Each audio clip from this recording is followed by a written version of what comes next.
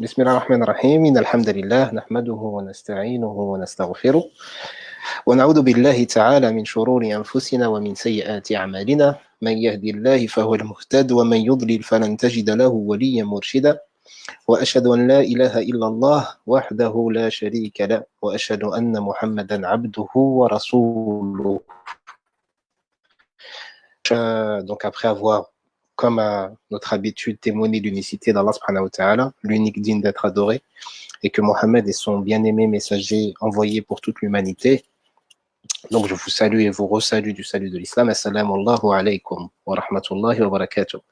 Alors je suis très heureux pour plusieurs raisons. Pour plusieurs raisons. La première, c'est que c'est la première fois que j'utilise ce format. Et oui, on est un peu vieille école. Donc c'est la première fois que j'utilise ce format. Donc pardonnez-moi d'avance s'il y a un souci technique. Mais normalement, Inch'Allah, il ne devrait pas y en avoir. Tout se passera bien. Si, alors je suis à l'étranger, je suis au Maroc, donc s'il y a un souci de connexion, ça peut arriver, c'est rare, mais ça peut arriver. Donc si vous voyez vous m'entendez plus et que vous me voyez plus, moi je serai informé de toute façon. Je relancerai le live. Il faudra juste rafraîchir votre écran, d'accord? Donc on vous le dira et vous l'entendrez de toute façon, mais il est possible que ça ne se produise pas du tout. Donc la première raison, c'est que pour moi c'est nouveau, ce type de format un peu en live, en ligne, et que je parle à un écran, même si vous êtes des centaines, voire des milliers derrière, c'est assez particulier pour moi. J'ai plus l'habitude de rencontrer les gens. Même si à la radio on a un peu cet exercice, mais bon, il y a quand même des gens qu'on voit dans le studio.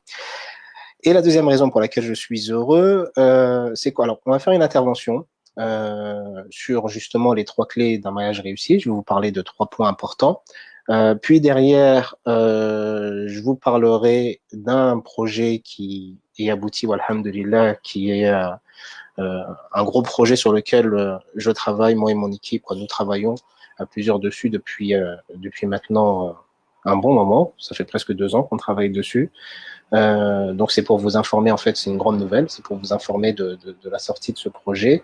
Et comme il y avait un jeu concours, j'en profiterai pour désigner donc les 3 gagnants qui gagneront justement l'accès à ce projet. Mais on va commencer directement, on va aller droit au but. Donc il faudra rester avec moi du début jusqu'à la fin, Inch'Allah. On va essayer de pas être trop long parce que voilà, c'est le soir, il est tard, vous êtes peut-être un peu fatigué. On va essayer d'aller vite, comme à mon habitude, même si on peut parler de plusieurs choses. Et je vais essayer du mieux que possible de pas trop pas trop approfondir certains points, de peur d'être un peu trop long. Donc les 3 clés d'un mariage réussi, c'est le titre qu'on a choisi pour cette intervention, pour vous ce soir, car ça me semble important de parler vraiment de ce qui peut nous aider à ce que ça puisse fonctionner dans nos couples. Dans les couples, justement, il y a, on va pas dire des secrets ou des recettes magiques, mais il y a quand même des règles. Il y a des règles à respecter, il y a des choses un peu à savoir qui permettent de faire en sorte que ça puisse réussir. Alors, avant de parler des 3 clés, on va très rapidement, pour ceux qui ne me connaissent pas, un tout petit peu me présenter. Donc, je me nomme Ali Habibi. Donc, je suis thérapeute de couple et de famille, aussi sexologue. Je suis consultant pour Beurre FM, Le Monde et d'autres médias. Et j'ai commencé à accompagner des gens il y a environ une quinzaine d'années. Donc, il y a une quinzaine d'années, j'accompagnais des gens. Je faisais beaucoup de social, beaucoup d'accompagnement. Puis, j'ai décidé de me former il y a environ un peu plus de 10 ans. Et de là, j'en ai fait donc ma profession. Et par la grâce d'Allah subhanahu wa ta'ala, jusqu'à aujourd'hui, j'ai pu rencontrer des milliers de personnes. Donc, tout ça pour vous dire que je vais vous parler d'un sujet et d'un projet qui est quand même basé sur une grosse expérience terrain et des études bien précises. L'objectif de cet atelier, donc, c'est d'aider les personnes qui veulent se marier, mais pas seulement. Donc, c'est ceux qui se projettent pour un mariage, mais aussi ceux qui sont déjà en couple. Pour les 2 catégories, ça pourra les intéresser, Inch'Allah.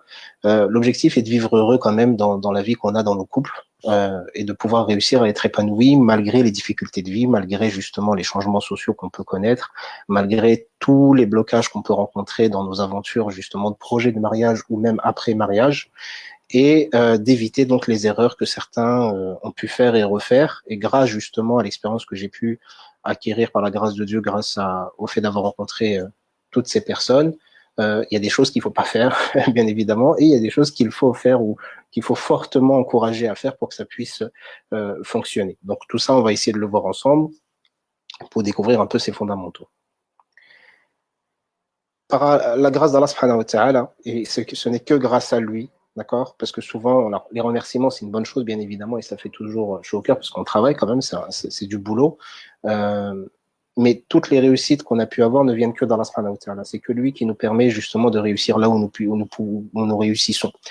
Et la plupart des personnes que j'ai pu accompagner jusqu'à aujourd'hui, alhamdulillah, dans la grande totalité, ont atteint leurs objectifs initiaux. Et je dis bien leurs objectifs initiaux, pourquoi? Parce que souvent dans les consultations ou en thérapie, les personnes viennent avec un objectif, parfois précis, parfois pas si précis que ça, mais d'autres objectifs peuvent surgir au cours justement des séances. Au fur et à mesure des rencontres, il y a des nouveaux objectifs qui peuvent apparaître et par la grâce d'Allah, la plupart des gens que j'ai pu rencontrer, ils ont réussi à atteindre leurs objectifs initiaux dans l'absolu et voire même leurs objectifs qui sont venus par la suite. Mais bien évidemment, ce n'est pas magique parce que souvent les personnes veulent que vous leur réglez leurs problèmes en une séance, voire deux, et ils vous prennent pour un magicien ou un faiseur de miracles. Ce n'est pas le cas. Il faut vraiment sortir de cette fausse croyance de penser que, on est des magiciens et que les choses se font de manière magique.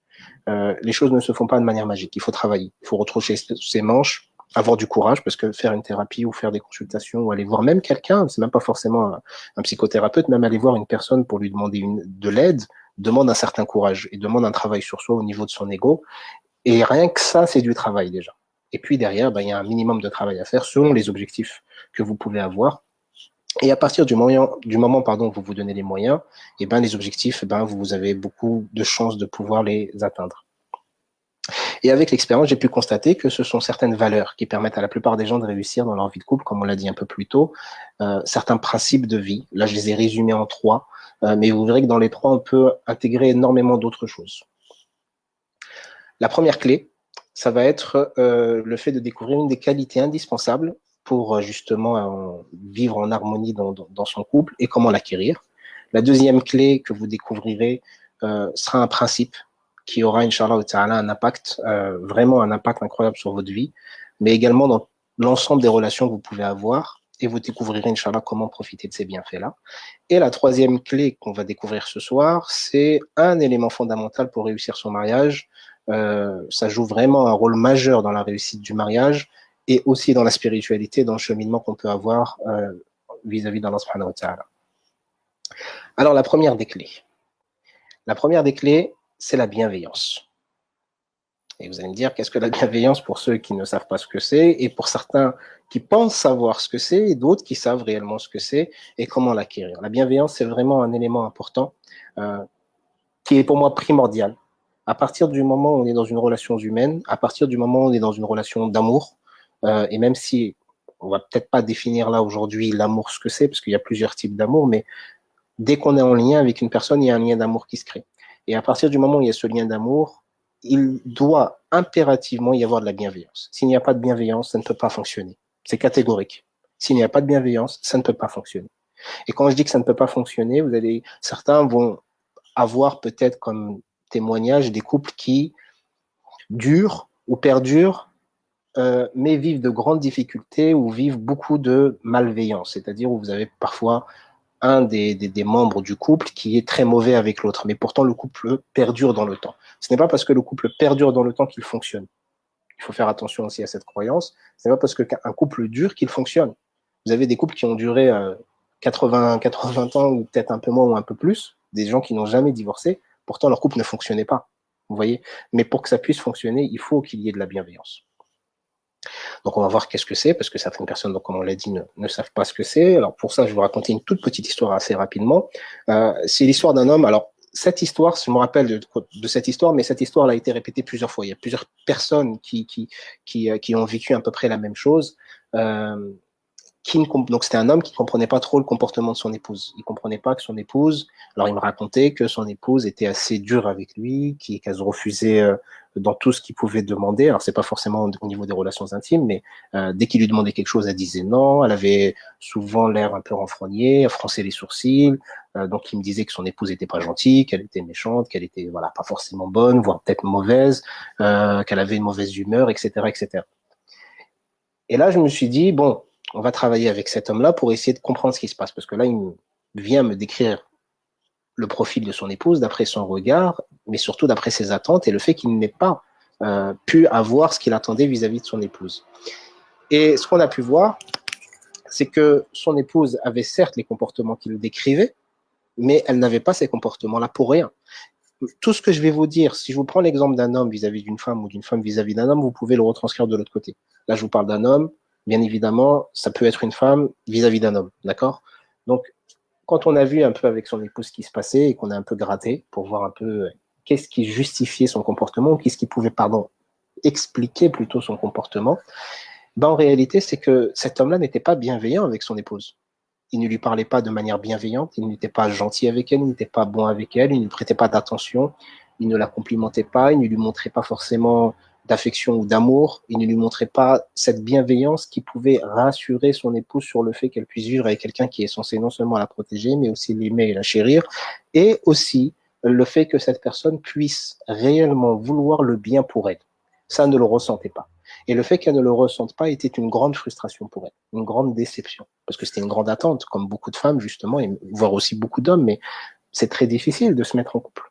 Et quand une femme justement se met en couple avec un homme et qu'elle se dit je vais faire ma vie avec lui toute ma vie, elle a quand même un minimum d'attentes importantes. Et parmi ces attentes, il y a cette bienveillance en réalité qu'on peut nommer différemment chez certaines personnes.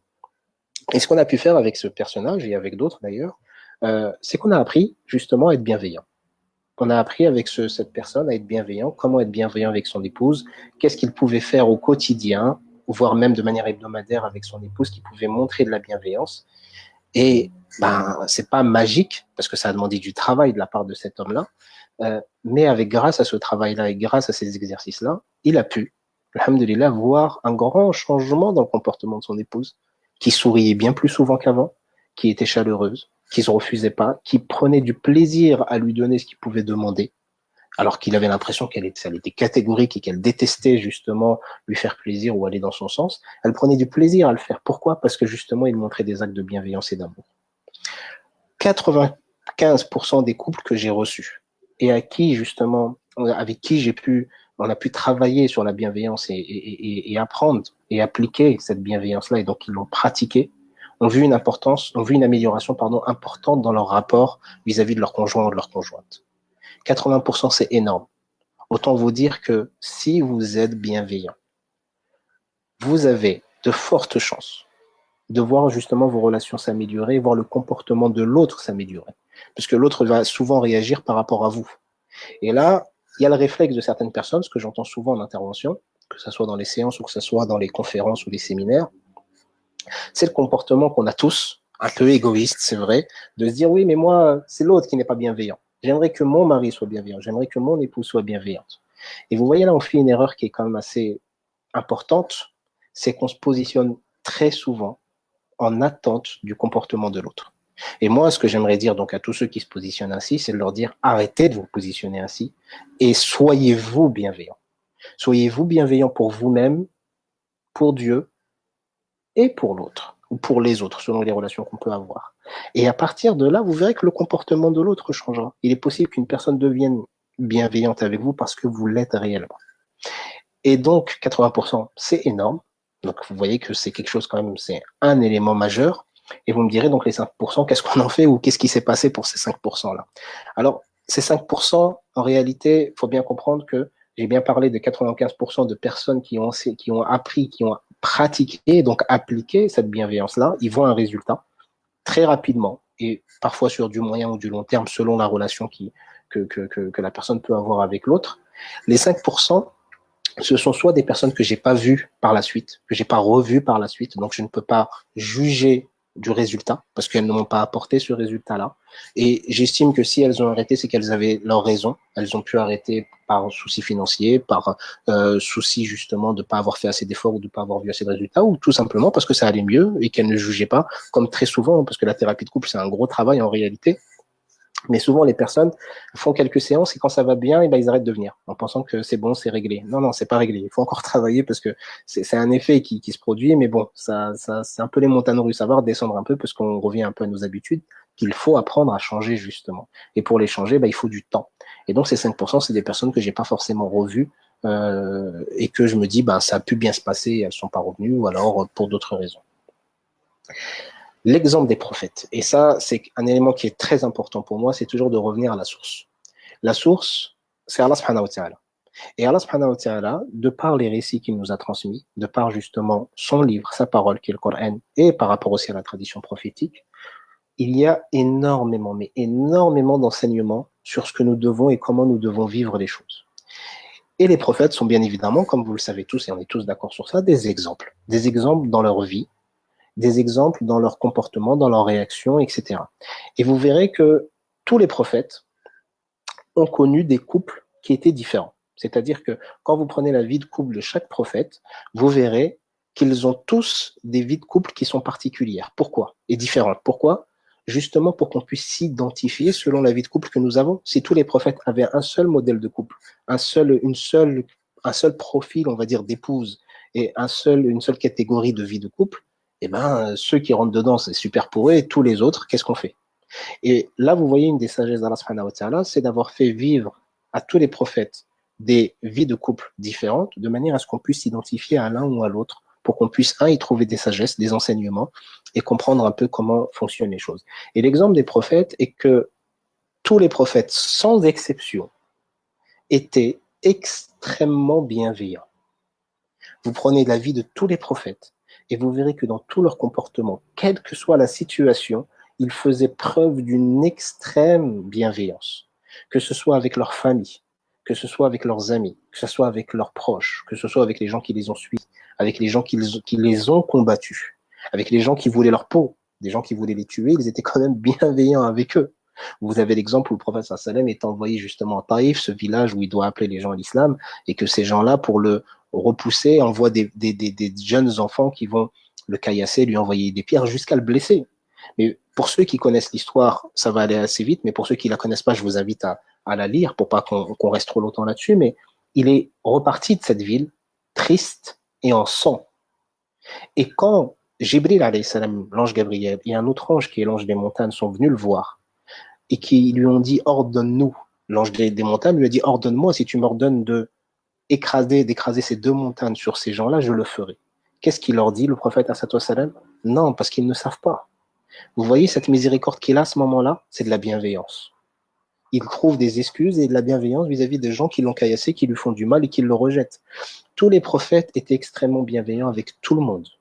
Et quand vous voyez ce qui nous intéresse le plus, c'est les relations de couple ou les relations familiales, là, du moins pour nous ce soir, quand vous voyez leurs relations de couple, il y avait aussi énormément de bienveillance dans la manière des prophètes de se comporter avec leurs épouses, dans la manière des prophètes de s'habiller, de se préparer, de se présenter, d'être présentable vis-à-vis d'elles, de réagir vis-à-vis de leurs manquements, de réagir vis-à-vis parfois de leurs réactions. Vous aviez des prophètes qui avaient des femmes qui n'étaient pas si terribles que ça, et pourtant ils étaient quand même bienveillants avec eux. Vous avez des prophètes qui ont eu des enfants qui les ont pas suivis, et pourtant ils étaient bienveillants avec eux. Alors si vous entendez un bruit de fond, c'est l'Aden.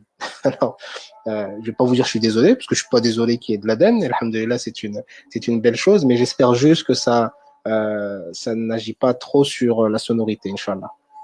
Du moins sur ce que vous pouvez entendre. Donc tous les prophètes étaient extrêmement bienveillants avec leurs épouses, quelles qu'elles soient, et quel que soit le comportement qu'elles aient pu avoir, ou avec leurs enfants et leurs proches, quelle que soit la réaction et leur comportement. Ibrahim était bienveillant avec son père alors qu'il était égaré, qu'il le menaçait de mort s'il continuait à l'appeler à l'unicité.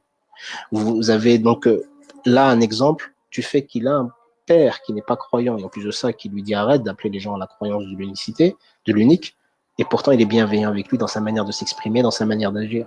D'autres prophètes encore, on va pas trop s'attarder dessus parce que c'est pas le sujet, mais tout ça pour vous dire qu'ils étaient toujours extrêmement bienveillants et nous devons nous inspirer d'eux vis-à-vis de nos relations humaines et encore plus dans nos relations familiales avec nos parents, avec nos enfants et avec nos époux ou nos épouses. On pourrait également penser que, ce qui est une croyance limitante, que la bienveillance est une faiblesse. Ou que la bienveillance, c'est pareil que de l'empathie, voire même que c'est identique à de la pitié. Et on pourrait aussi penser que du fait qu'on n'ait pas appris la bienveillance, qu'on ne peut pas l'acquérir ou qu'on ne peut pas agir de manière bienveillante parce qu'on ne nous l'a pas enseigné. On n'a pas eu des parents forcément, pour ceux qui n'ont pas eu forcément des parents bienveillants, qui n'ont pas grandi dans un univers bienveillant, ben c'est plus compliqué pour eux, donc on pourra se croire que c'est pas accessible et que ce n'est accessible qu'à ceux qui l'ont reçu. Toutes ces croyances sont fausses. La première, la bienveillance, c'est nullement une faiblesse. Bien au contraire. Si c'était une faiblesse, les prophètes ne seraient pas bienveillants. Les prophètes, alayhimu salam, sont des exemples pour l'humanité, pour tout le monde. Pourtant, ce sont des hommes. Mais ce sont les meilleurs hommes et les hommes les plus forts, dans le bon sens du terme. Et vous verrez que, étant donné qu'ils étaient les plus forts et qu'ils étaient extrêmement bienveillants, la bienveillance ne remet en aucun cas leur force ou leur courage ou leur justement statut du fait qu'ils soient les meilleurs. Je vous donne un autre exemple pour vous expliquer ça. Je fais une analogie avec un autre comportement. On va parler des pleurs. Le fait de pleurer. Pendant très longtemps, même encore aujourd'hui, dans beaucoup de cultures, on nous apprend que pleurer, c'est pas bien. Il faut pas pleurer. Un enfant ne doit pas pleurer. Il faut pas qu'il pleure parce que c'est considéré comme une faiblesse, c'est considéré comme un signe de faiblesse et que les gens peuvent en profiter ou qu'on n'est pas assez fort, surtout pour les garçons. Il faut surtout pas pleurer parce que c'est les filles qui pleurent. Donc on associe en plus les filles à la faiblesse, ce qui est complètement absurde parce qu'on sait que les filles sont extrêmement fortes dans beaucoup de domaines. Et par rapport aux pleurs, donc on associe malheureusement à la faiblesse dans beaucoup de cultures. Je vais vous donner un exemple très simple. Omar ibn al-Khattab. Omar ibn al-Khattab, qui était un compagnon du prophète, salam, et qui était justement un homme qui symbolisait la force, de par sa taille, de par sa force physique et de par sa force de caractère. Omar ibn al-Khattab a pleuré énormément dans sa vie. Il y a même des écrits qui disent qu'il avait des traces au niveau de son visage, entre sa barbe et ses yeux, des traits noirs, tellement il aurait pleuré dans sa vie, ça a marqué son visage. Donc si des gens comme Omar ibn al-Khattab ou comme le prophète, salam, pleuraient régulièrement, comment peut-on dire que c'est un signe de faiblesse? Les pleurs ne sont aucunement un signe de faiblesse, ce sont peut-être la plus belle manière de montrer notre vulnérabilité. Et la vulnérabilité n'est pas une faiblesse, comme la bienveillance n'est pas une faiblesse. La bienveillance est une force. Pour ceux qui disent que la bienveillance, c'est l'empathie ou c'est de la pitié, c'est pas totalement vrai, c'est pas totalement faux. Pour l'empathie du moins, mais pas vraiment pour la pitié. C'est pas totalement vrai. Pourquoi? Et pas totalement faux, parce que dans la bienveillance, il peut y avoir de l'empathie. D'accord? Donc on peut mettre de l'empathie dans la bienveillance.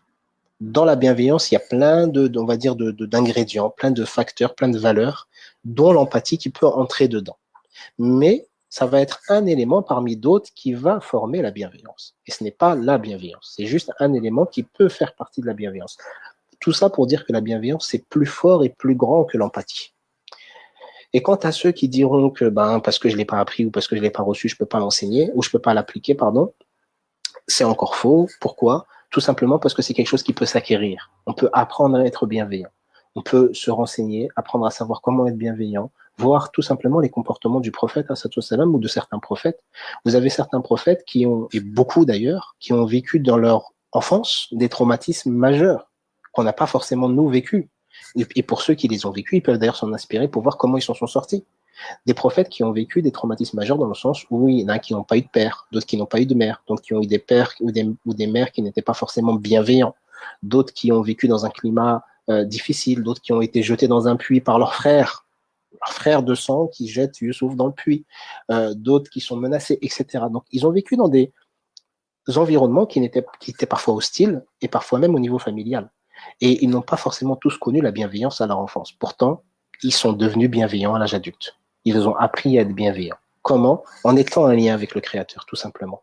Alors là, je résume et je vais très vite, mais en étant en lien avec Dieu qui les a éduqués, ils ont appris à être bienveillants. En étant en lien avec le plus grand des bienveillants et le plus grand des miséricordieux, ils sont devenus aussi ainsi. Et donc, pour pouvoir être bienveillant, il y a plusieurs règles. La première, c'est de le vouloir réellement, sincèrement. La deuxième, c'est de se donner de se donner les moyens nécessaires. C'est pas juste je veux être bienveillant, puis je vais dormir, puis demain je veux être bienveillant, et puis je fais rien concrètement. Non, il faut que je me donne les moyens nécessaires, il faut que j'aille acquérir justement les connaissances nécessaires, de les appliquer et de mettre en œuvre tout ça. Le troisième moyen, c'est de s'entraîner à l'être régulièrement. Plus on s'exerce à l'être, plus on aura de facilité à le devenir. Et la dernière, qui est en réalité la première, mais qui je l'ai mis en dernier pour nous focaliser là-dessus, c'est le fait de le demander sincèrement à Allah subhanahu wa ta'ala. Le fait de demander sincèrement à Allah subhanahu wa ta'ala de nous permettre d'être bienveillants, plus les autres conditions que je vous ai citées au préalable, nous permettra, Inch'Allah ta'ala, de devenir des personnes bienveillantes. La deuxième clé. Alors la deuxième clé, c'est une clé qui est aussi importante, c'est la reconnaissance. Alors certains pourront sourire, justement pour ceux qui sont mariés, en ayant l'impression que l'autre n'est pas reconnaissant, encore une fois, et pour ceux qui ne le sont pas, en ayant l'impression que leurs amis ou leurs proches ou leur famille n'est pas forcément reconnaissant vis-à-vis d'eux. Et là, vous voyez qu'on fait encore une erreur, c'est qu'on s'arrête sur le comportement ou l'inaction ou le non-comportement des autres. Et on ne se concentre pas forcément sur l'autre. La question qu'on doit se poser, c'est est-ce que moi, pas les autres, est-ce que moi, je suis reconnaissant? Est-ce que moi, je suis reconnaissant ou suffisamment reconnaissant? Donc, qu'est-ce que la reconnaissance et comment faire partie de ceux qui le sont? C'est ce que nous allons essayer de voir. Et pour ça, comme pour le premier clé, je vais vous raconter une petite histoire. Et là, je vais parler d'une femme qui était venue. Alors, c'était un couple qui était venu en consultation et chacun se plaignait de l'autre, de plusieurs comportements. Et la femme, l'homme plutôt, me disait que son épouse ne l'avait jamais remercié pour rien. Elle lui a jamais dit merci pour quoi que ce soit qu'il ait pu faire. Et quand j'ai vu l'historique de ce couple-là, j'ai vu que l'homme en question, comme la femme d'ailleurs, mais l'homme en question, c'était quelqu'un qui était quand même un peu bienveillant et qui a fait beaucoup de choses pour sa famille. Vraiment beaucoup de choses et beaucoup de sacrifices en réalité. Et il n'a jamais eu de reconnaissance. Et là, je vais parler volontairement d'une femme qui n'a pas été reconnaissante vis-à-vis de son époux, mais bien évidemment, vous allez faire l'inverse. Et le cas les plus fréquents qu'on rencontre, c'est l'inverse. Parce que c'est ce qu'on entend le plus souvent comme reproche chez certaines épouses, c'est d'avoir l'impression que le mari n'est pas reconnaissant. Et pour ce couple-là, ce qu'on a pu faire et ce qu'on a pu travailler, c'est de voir plusieurs points, mais un des points par rapport à la reconnaissance qu'on a pu voir avec cette femme, c'est comment apprendre à être reconnaissant vis-à-vis de son époux. Comment lister, tout simplement, en listant tout ce que son époux a pu faire pour elle, pour le couple et pour la famille. Et elle a listé elle-même beaucoup de choses. Avant de faire intervenir l'homme en question pour voir ce que lui considère qu'il a pu faire de bien, on a commencé par son épouse et elle a listé énormément de choses. Ça veut dire qu'avec un peu de travail, un peu de grattage et avec un peu d'encouragement, elle a elle-même admis que son mari avait fait énormément de choses dans la vie pour eux. Et une fois qu'elle a admis ça, elle a un peu ouvert les yeux, elle s'est rendue compte en fait que son mari c'était quelqu'un qui faisait pas mal de choses.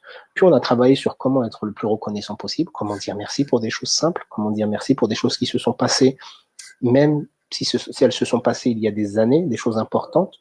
Comment être reconnaissant le plus sincèrement, vraiment, de le ressentir, de vouloir dire merci à l'autre, de montrer que ce que l'autre a pu faire pour nous, ou même s'il l'a pas fait pour nous, ce que la chose que l'autre a pu faire a pu nous apporter à nous, de dire merci pour cette chose-là, qu'est-ce qu'elle pouvait provoquer. Et ce qui s'est passé pour ce couple en l'occurrence, c'est que le comportement du mari a changé. À partir du moment où son épouse est devenue reconnaissante vis-à-vis de ce qu'il a pu faire dans le passé et ce qu'il faisait régulièrement, le comportement de l'homme a changé. Il a commencé à faire beaucoup plus de choses qu'il faisait déjà, et il a commencé à faire des choses nouvelles qu'il se refusait de faire avant, parce que pour lui, sa femme n'était pas reconnaissante, qu'elle était ingrate et qu'elle ne méritait pas qu'il fasse plus que ce qu'il avait déjà fait, ce qu'il faisait. Donc il a commencé à faire plus de ce qu'il faisait et à faire des nouvelles choses qu'il se refusait de faire parce que sa femme avait commencé à être reconnaissante. Et là, vous voyez que c'est quelque chose qui impacte le couple et qui impacte toute relation. Pourquoi? Parce qu'on a tous besoin de reconnaissance. Et la reconnaissance, comme je viens de l'écrire sur ce slide, c'est que c'est une énergie positive très puissante, réellement. Plus nous sommes reconnaissants les uns vis-à-vis des autres, plus la relation qu'on a les uns vis-à-vis des autres change et devient positive. Et encore une fois, l'exemple des prophètes, Allah subhanahu wa ta'ala dans le Coran, il décrit parfois, il y a des passages où il décrit les prophètes. Vous voyez, il donne des caractéristiques à ses envoyés, à ses messagers, il nous les décrit. Et en nous les décrivant, il nomme certaines qualités qu'ils peuvent avoir. Et une des qualités qui revient souvent, c'est la suivante. C'était un serviteur reconnaissant. C'était un serviteur qui était reconnaissant. Alors là, c'est dans la relation avec le Créateur, bien évidemment. Mais pas seulement. Pas seulement parce qu'il était aussi reconnaissant vis-à-vis des créatures. Et là, ça rejoint une parole d'Ibn Abbas, qui est un des compagnons du prophète, qui disait, donc c'est une parole d'Ibn Abbas, pas du prophète.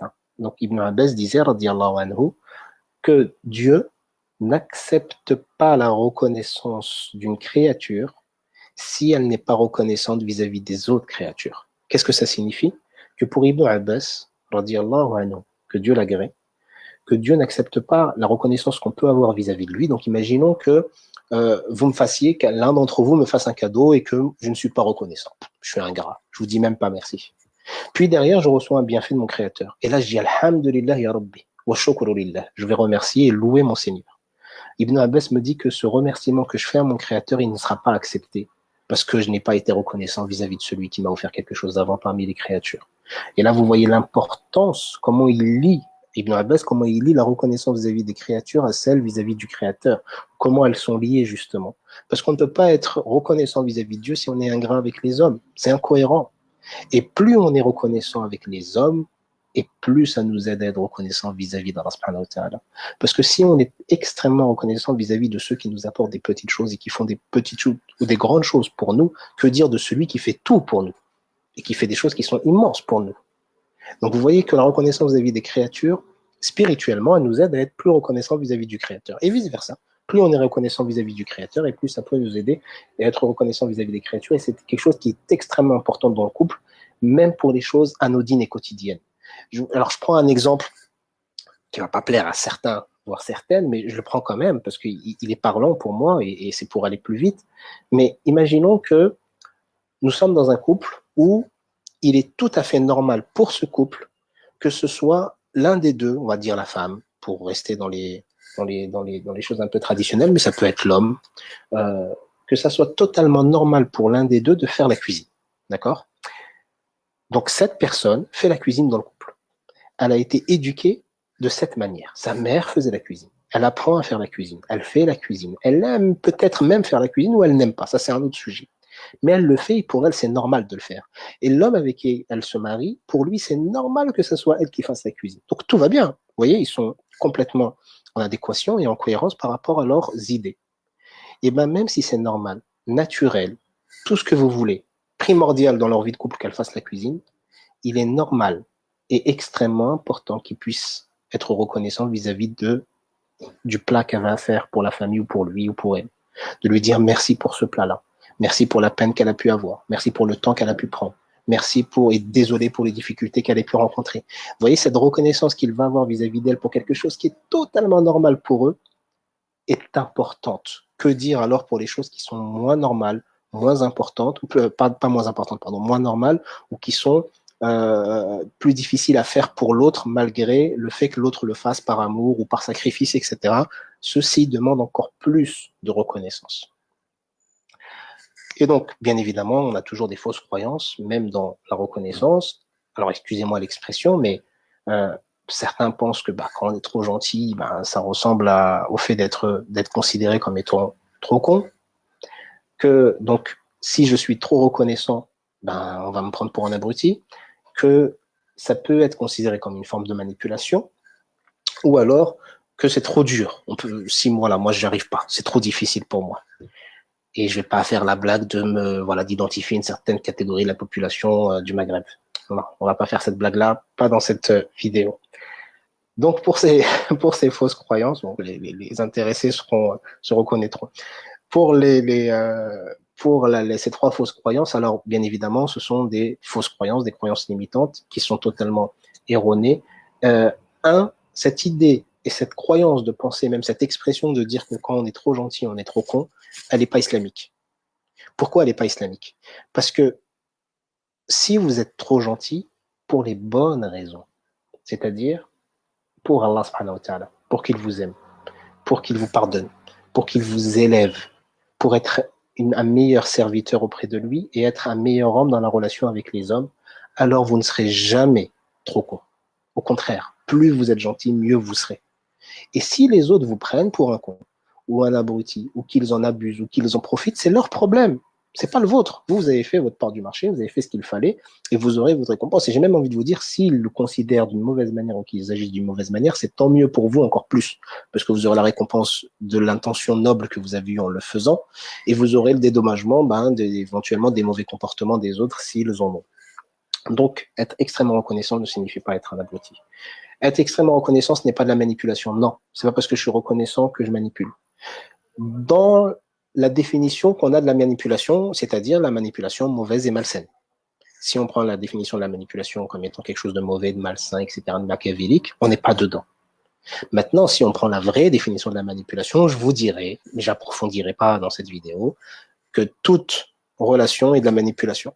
Toute communication est de la manipulation. Quand vous allez chez la boulangère et qu'elle vous dit comment allez-vous monsieur, vous avez passé une bonne journée, ça fait 95 centimes pour votre baguette, passez une bonne soirée et passez le bonjour à votre épouse, toutes ces phrases-là, c'est de la manipulation. Elle vous fidélise, elle vous fait passer un bon moment, c'est agréable, c'est accueillant, c'est chaleureux, c'est de la manipulation. Mais ce n'est pas de la manipulation malveillante. Vous voyez, c'est naturel, c'est quelque chose qu'on apprécie tous et qu'on recherche tous. Donc toute relation est manipulation. Mais toute manipulation n'est pas forcément manipulation mauvaise ou malveillante. Et pour la troisième fausse croyance de penser que c'est trop dur pour soi, ça c'est encore une croyance limitante et celle-ci qui vient en réalité d'Iblis pour pas que vous soyez reconnaissant. Pourquoi? Parce que c'est un des objectifs d'Iblis. Un des objectifs d'Iblis quand il a été chassé du paradis, qu'il a demandé un sursis auprès d'Allah subhanahu wa ta'ala, et qu'Allah lui a accordé ce sursis jusqu'à la fin des temps, était de dire, parmi ses objectifs, c'est de nous égarer, mais un des objectifs, et ça c'est lui qui le dit, et peu d'entre eux seront reconnaissants. Son objectif, c'est de faire de nous des personnes ingrates, des personnes non reconnaissantes, justement. Pourquoi? Parce que la reconnaissance, ça nous pousse à nous lier, à nous rapprocher d'Allah subhanahu wa ta'ala, nous aide à accentuer la proximité qu'on peut avoir avec Dieu et à anoblir nos cœurs. Et donc, un des objectifs d'Iblis, c'est de faire de nous des personnes ingrates.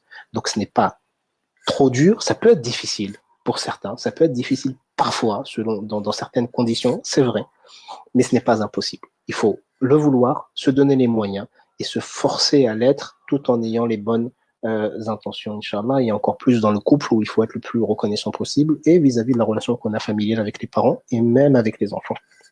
On peut être reconnaissant avec les enfants, c'est un autre sujet, mais même eux font partie de ces personnes à qui on doit beaucoup de reconnaissance et qui ont besoin aussi de reconnaissance dans leur construction. Et la troisième des clés, c'est la patience. La patience, on verra donc qu'est-ce que la patience, c'est qu'on fait partie de ceux qui persévèrent dans la patience. Alors, ça, on va commencer par une définition. La patience, c'est le mot qu'on utilise en français pour traduire le mot arabe qui est utilisé dans le Coran, qui est le mot sabr. As-sabru, c'est ce qui a été traduit, pour moi un peu maladroitement, par souci d'aller vite peut-être, par la patience. Mais as-sabru, donc la patience coranique, on va appeler ça comme ça, c'est pas de la patience en réalité, c'est bien plus que la patience qu'on peut connaître nous. Pourquoi?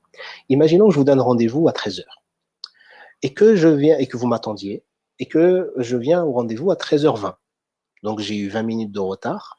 Vous avez fait preuve de patience en attendant que j'arrive.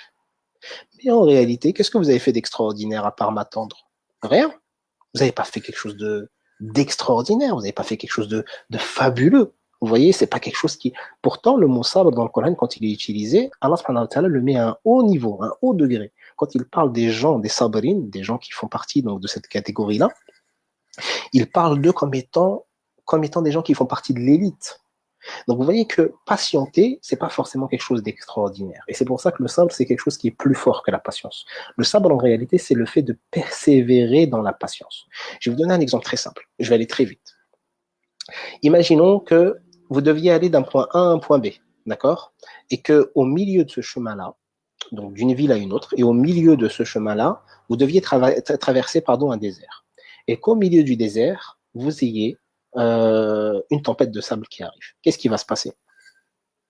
Qu'est-ce qui va se passer? Vous allez avoir la première réaction possible. Première réaction possible, vous allez vous accroupir, vous protéger convenablement, attendre que la tempête passe, et une fois que la tempête est passée, vous allez continuer votre chemin et aller à votre point B. Une fois arrivé à votre point B, vous aurez eu du retard, bien évidemment, parce que le temps que la tempête passe, ça sera votre temps de retard, mais vous arriverez à bon port, Inch'Allah. Là, vous avez fait preuve de patience en attendant que la tempête passe. Deuxième manière de réagir. Vous partez du point A, vous traversez le désert, la tempête de sable arrive, vous protégez votre visage et vos yeux, et vous continuez à avancer malgré la tempête et malgré le vent qui va à contresens. Vous allez avancer plus lentement qu'avant la tempête, bien évidemment, avec beaucoup plus de difficultés, beaucoup plus d'adversité. Puis vous allez arriver à bon port, Inch'Allah, beaucoup plus rapidement que le premier cas. Mais pas seulement. Vous allez arriver plus rapidement que le premier parce que vous n'avez pas attendu qu'elle passe, mais vous allez arriver avec beaucoup plus de mérite. Parce que malgré l'adversité, la difficulté du vent qui est assez violent et qui vient contre vous, vous continuez à avancer malgré tout. C'est ça la patience coranique. C'est malgré les difficultés, vous continuez à avancer. C'est dur de se lever le matin à Fajr, mais vous vous levez.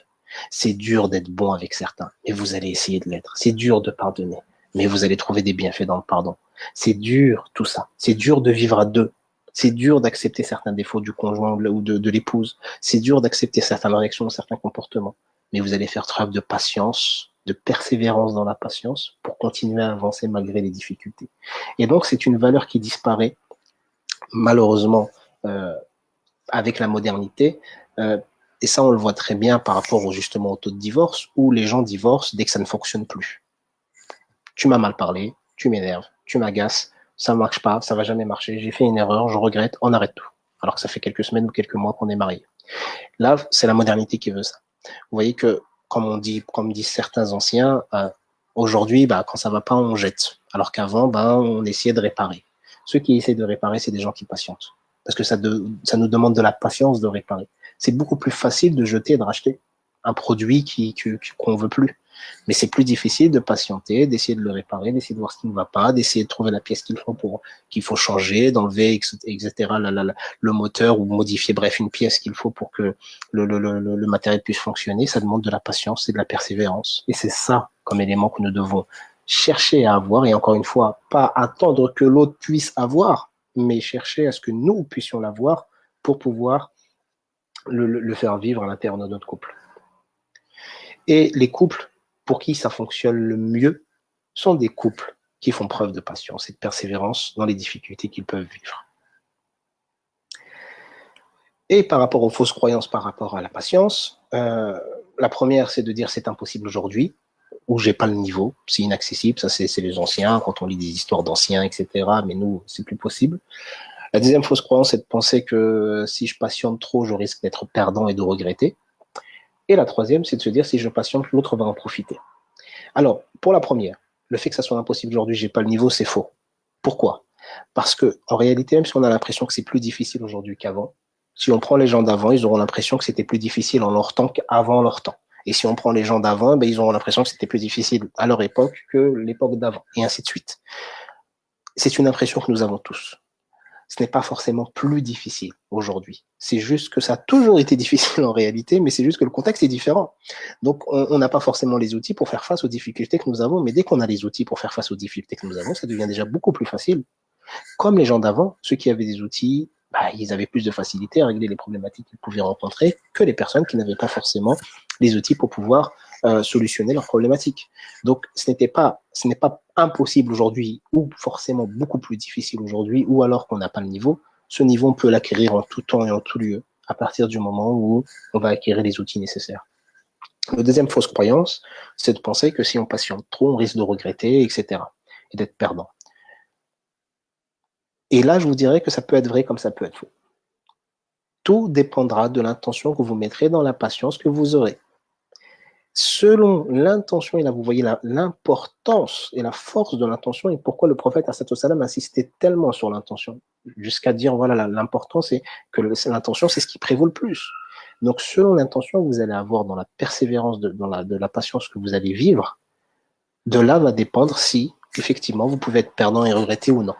Si vous mettez une noble intention, une pure intention, pour quelque chose de bon, pour Allah subhanahu wa ta'ala, et pour qu'il vous agrée et ainsi de suite, vous ne serez jamais perdant.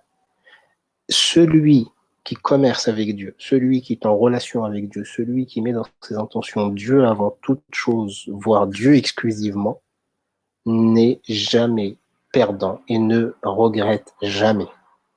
On regrette quand on a affaire à des hommes, on ne peut pas regretter quand on a affaire à Dieu. On est perdant quand on a affaire à des hommes, mais on n'est pas perdant quand on a affaire à Dieu. Et là, vous allez me dire, oui, mais là, la relation de couple, c'est une relation d'homme à femme, ou de femme à homme, et pas de Dieu. Eh ben non. La relation de couple, c'est une relation qu'on a vis-à-vis de la relation qu'on a avec Dieu.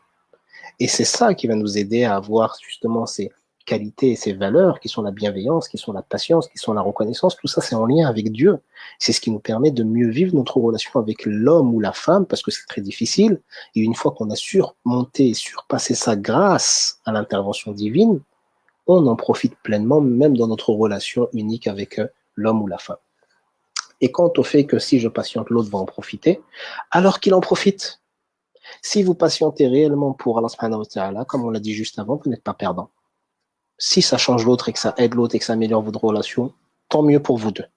Si ça ne vous fait du bien qu'à vous, c'est tant mieux que pour vous et c'est malheureux pour l'autre. Et si l'autre en profite, c'est malheureux pour lui. Quand je dis lui, c'est l'autre, c'est pas l'homme, d'accord? Donc, si l'autre en profite, c'est malheureux pour lui et tant mieux aussi pour vous. Vous aurez encore une fois la récompense du fait d'avoir persévéré dans la patience pour Dieu, plus éventuellement le dédommagement auprès d'Allah subhanahu wa ta'ala par rapport à l'injustice que l'autre a pu commettre.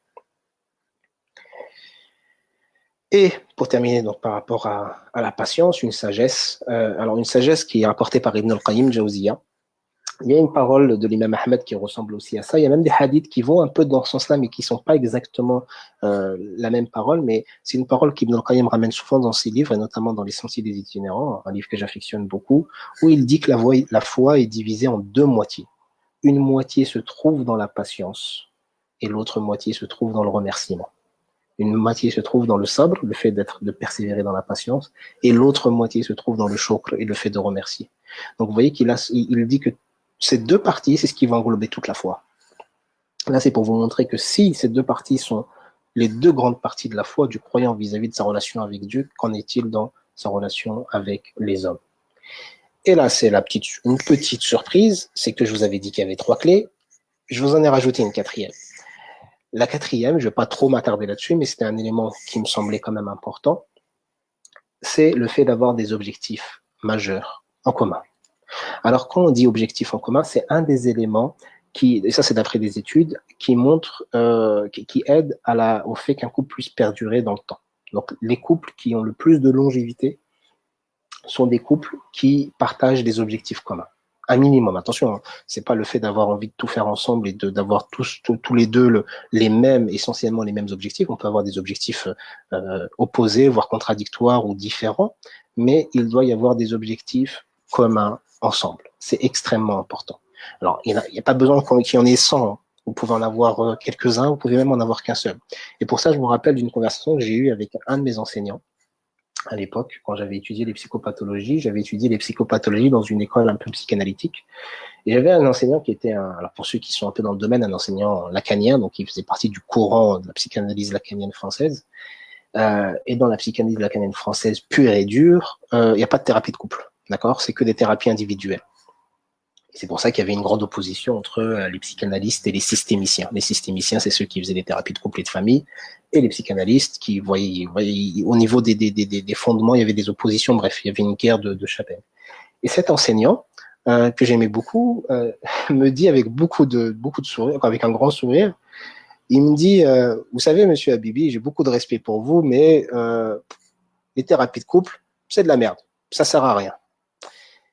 Et moi, je lui réponds pas, je fais que de sourire. Parce que bon, je me dis, pour ceux qui me connaissent, je me dis, ça sert à rien de débattre. Vu comment il est parti, je vais pas m'entendre débattre avec lui, je vais lui sourire, ok, t'as raison, passons à autre chose. Et là, vous voyez, il s'arrête. On allait partir de la pièce. Il s'arrête, il me dit, il n'est pas musulman, c'est une personne qui n'est pas musulmane, qui n'est même pas croyante. Il me dit, sauf peut-être pour les musulmans. Et là, il attire mon attention. Je lui dis, comment ça? Il dit, sauf peut-être pour les musulmans, parce que vous partagez quand même quelque chose qui est plus grand que vous, plus grand que le couple, qui est majeur, et que vous pouvez partager à deux. De là, on peut peut-être tirer quelque chose d'intéressant dans une thérapie où il y a les deux protagonistes. Donc, vous voyez, quelqu'un qui est complètement opposé à l'idée de faire une thérapie avec deux personnes s'ouvre. Pourquoi? Parce que ces deux personnes partagent quelque chose qui est majeur, qui est plus grand qu'eux-mêmes et plus grand que le couple et plus grand que tout, qui est Allah subhanahu wa ta'ala en réalité. Et même si on a des visions un peu différentes, des approches un peu différentes, des pratiques peut-être différentes au niveau de la religion dans un couple, on a quand même cet objectif commun, c'est de le satisfaire. Cet objectif commun qui nous agrée, cet objectif commun qui nous aime, qui nous pardonne et qui nous fasse entrer dans son paradis, qui fasse en sorte qu'on soit proche de lui. Cet objectif commun est l'objectif que nous devons tous avoir et qui peut permettre justement la pérennité dans une union. Après, vous pouvez avoir d'autres objectifs à côté. Il y a d'autres objectifs que ça peut être des objectifs beaucoup plus bas. Hein. Mais plus vous avez des objectifs en commun, plus ça va vous aider, à les atteindre, à deux, à travailler à deux, et ça va permettre au couple d'être Inch'Allah ta'ala, qui va lui permettre de durer dans le temps. Alors, l'intervention sur la première partie, pardon, sur les clés de la réussite donc, du couple se termine là. Donc la question c'est, est-ce que vous avez apprécié ce que vous avez pu entendre ce soir? Et là, vous pouvez répondre en commentaire de manière à ce que je puisse voir un peu ce que vous pensez. On va récapituler très rapidement. Donc en résumé, ce qu'on a pu voir, c'est que la première clé, c'était la bienveillance. La deuxième, la reconnaissance. La troisième, la patience ou la persévérance dans la patience plutôt. Et la quatrième, c'est le fait d'avoir un objectif majeur ou des objectifs importants en commun.